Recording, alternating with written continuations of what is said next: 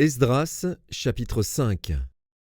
Agé, le prophète, et Zacharie, fils d'Iddo, le prophète, prophétisèrent aux Juifs qui étaient en Juda et à Jérusalem au nom du Dieu d'Israël.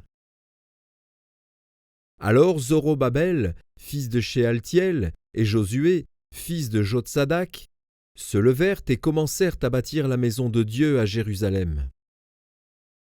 Et avec eux étaient les prophètes de Dieu qui les assistaient. Dans ce même temps, Tatnaï, gouverneur de ce côté du fleuve, Shethar-Boznaï et leurs collègues vinrent auprès d'eux et leur parlèrent ainsi. « Qui vous a donné l'autorisation de bâtir cette maison et de relever ses murs ?» Ils leur dirent encore, « Quels sont les noms des hommes qui construisent cet édifice ?» Mais l'œil de Dieu veillait sur les anciens des Juifs. Et on laissa continuer les travaux pendant l'envoi d'un rapport à Darius et jusqu'à la réception d'une lettre sur cet objet.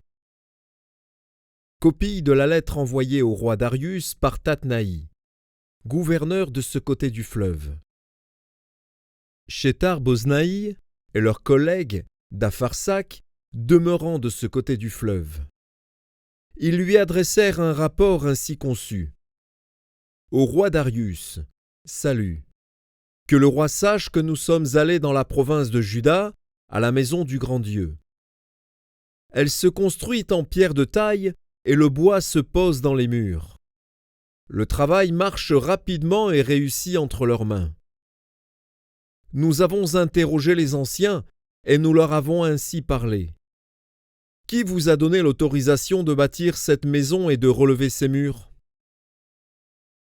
Nous leur avons aussi demandé leurs noms pour te les faire connaître, et nous avons mis par écrit les noms des hommes qui sont à leur tête. Voici la réponse qu'ils nous ont faite.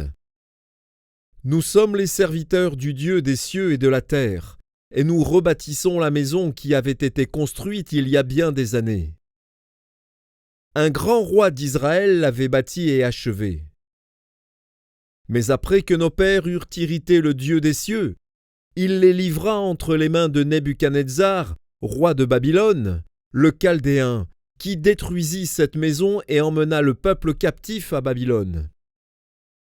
Toutefois, la première année de Cyrus, roi de Babylone, le roi Cyrus donna l'ordre de rebâtir cette maison de Dieu.